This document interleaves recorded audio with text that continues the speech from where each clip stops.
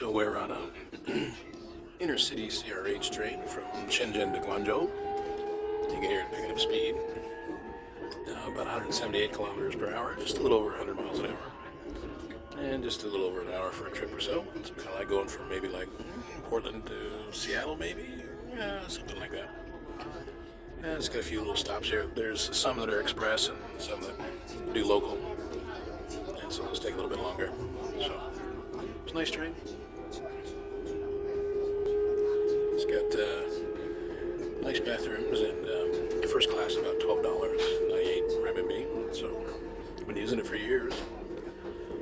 It's obviously you can buy a ticket maybe with your phone with WeChat, but otherwise you gotta go to the ticket window as a foreigner.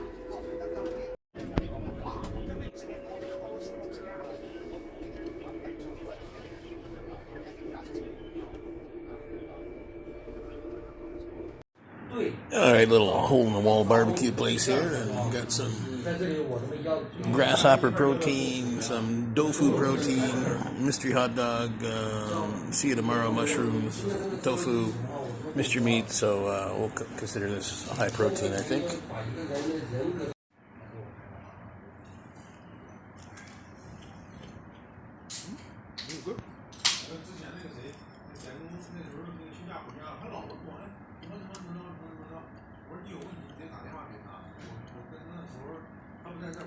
Don't knock bug protein. This works out. Much better than Thailand. In Thailand, the legs stick in your teeth.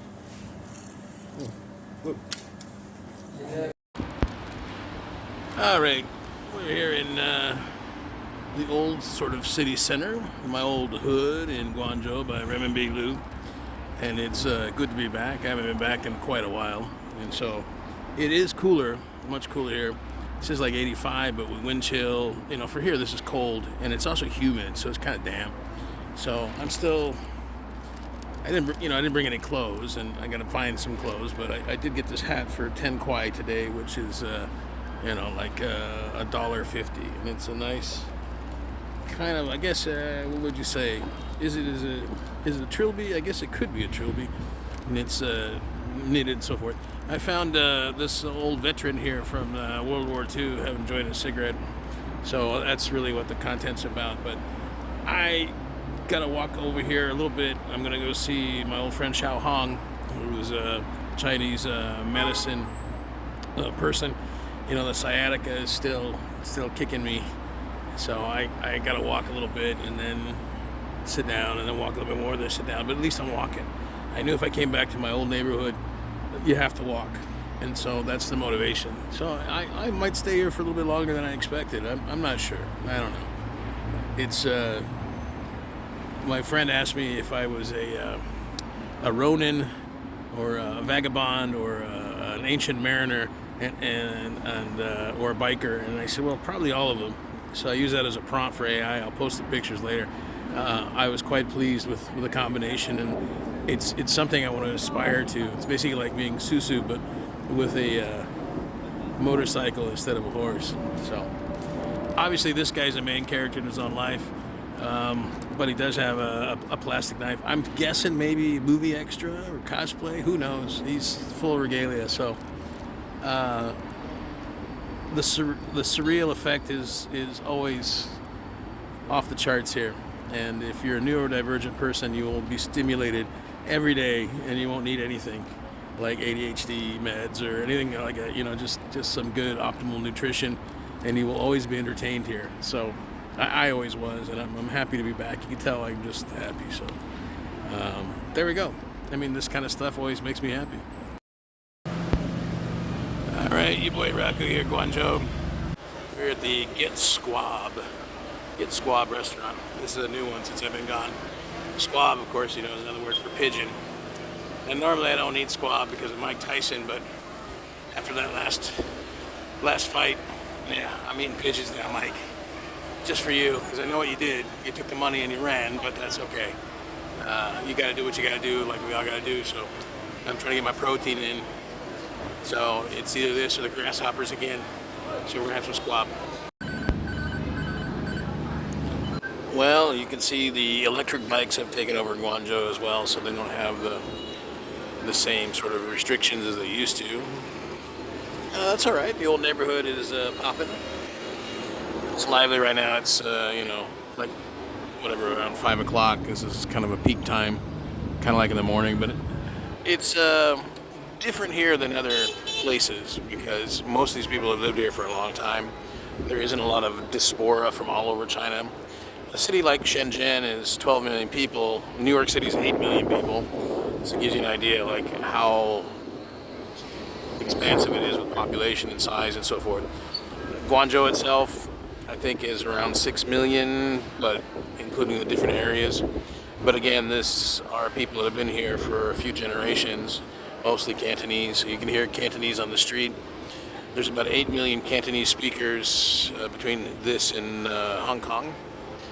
So it's nice to see that many of the places survived the pandemic. Obviously, construction always going. But I could just sit here and just watch this for a while and be stimulated, but not overstimulated by it. Yeah, again, because I'm in it, but not in it.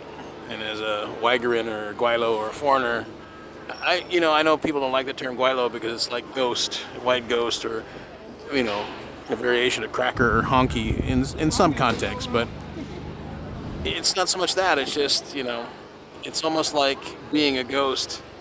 I'm sitting here and nobody gives a fuck that there's a fat foreigner sitting here talking on his phone. People just go about their business, and I like that so much more than other areas of China where I'm sort of the center of attraction or a novelty or an anomaly, and people want to know what's up or try to hustle me, whatever else. Here it just doesn't matter because it's the hood, and I can see that this is going to make a difference on my mental health for a little while, and I'm glad for it. I'm here for it. Visiting the old street here. I guess I liked it always because it reminded me of Chicago. Sweet hometown, Guangzhou, not Chicago. Gentrification is carried on since I've been gone, and they're still working on the other end of the street. I still haven't finished after 4 or 5 years. A few familiar faces, but again, being a Guaylo, you just pass right through and nobody knows. Obviously, a few places didn't make it through the pandemic and places that turned over, but some people have taken some of these buildings that are about 100 years old and turned them into something else. So, yeah, definitely it's pretty cool.